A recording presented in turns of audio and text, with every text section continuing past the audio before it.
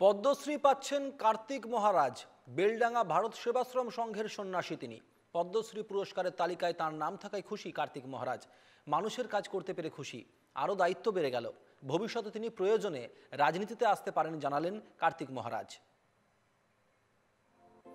এনকেটিভির মুখোমুখি হয়ে কার্তিক মহারাজ কি জানালেন শোনাবো।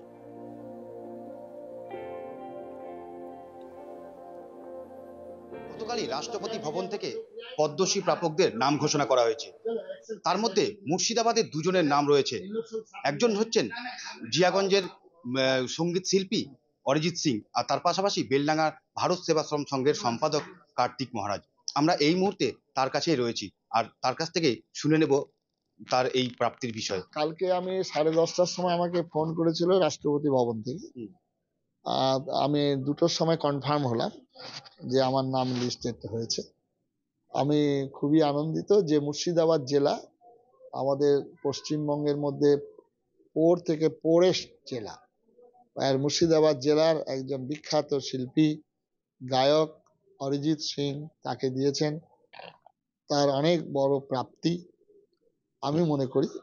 আর আমি সন্ন্যাসী হিসাবে, বাঙালি সন্ন্যাসী হিসাবে আমি কিছুটা আনন্দিত যে তারা বেছে নিয়েছেন। দেখা গেছে আপনাকে কিছুদিন আগেও আপনার বিরুদ্ধে অনেক কথা হয়েছিল, আপনাকে আতঙ্কবাদী, সন্ত্রাসবাদী। সে তো বলবেই। আমরা সন্ন্যাসী মানুষ, আমাদের নিন্দা করলেও আমরা কার্তিক মহারাজ, প্রশংসা করলেও আমি কার্তিক মহারাজ। সুতরাং কার্তিক মহারাজের পরিবর্তন হবে না।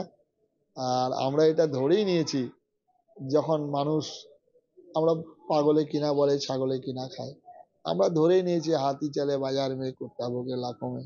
তবু আমরা সামাজিক জীব, আমাদের প্রশংসা হলে একটু ভালো লাগে আর নিন্দা করলে একটু খারাপ লাগবে, এটা স্বাভাবিক। এটা সামাজিক জীব, রক্ত মাংসের শরীর। তার জন্য আমাদের আইনি বিভাগ দিয়ে আমরা আইনের সেখানেও লড়াই আরম্ভ করে দিয়েছি। রাজনীতি শব্দের অর্থ এনারা যেটা ব্যাখ্যা করেন, সেই ব্যাখ্যাটা রাজনীতির ব্যাখ্যা নয়। রাজনীতি হচ্ছে শ্রেষ্ঠ নীতি। নীতি কথাটা রয়েছে, রাজ কথাটা আছে। রাজ শব্দের অর্থ শ্রেষ্ঠ, তা শ্রেষ্ঠ নীতিকে বলা হয় রাজনীতি।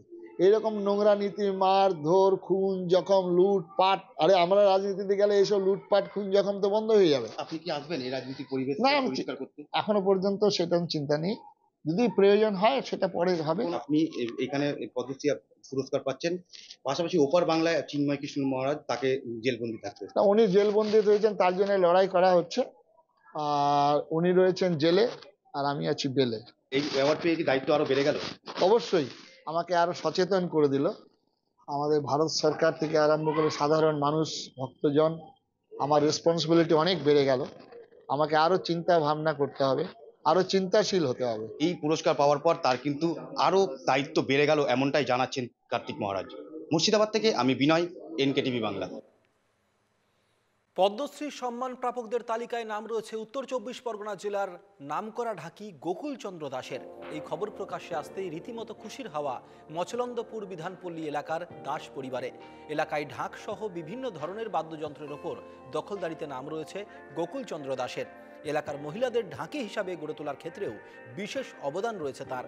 2010 সাল থেকে প্রায় কয়েক শতাধিক মহিলা ঢাকি আজ তার প্রশিক্ষণেই বিভিন্ন জায়গায় ঢাক বাজিয়ে নজর কাড়ছেন। মহিলাদের প্রশিক্ষণের জন্য 1 থেকে 1.5 কেজি ওজনের ঢাকও তৈরি করেছেন গোকুলচন্দ্র। দেশের খ্যাতনামা শিল্পী উস্তাদ জাকির হোসেন, পণ্ডিত রবিশঙ্কর, তন্ময় বোস সহ তাবর শিল্পীদের সঙ্গে অনুষ্ঠান মঞ্চে তাকে ঢাকের বোল তুলতে দেখা গিয়েছে। বাংলার ঐতিহ্যের ঢাককে বিশ্বের দরবারে নতুনভাবে ফুটিয়ে তুলেছেন এই শিল্পী বলেও মনে করেন অনেকে।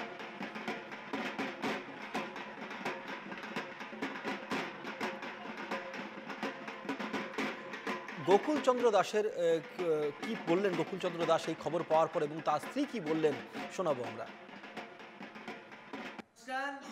আমি গোকুলচন্দ্র দাস, আমি একজন পেশায় ঢাকবাদক।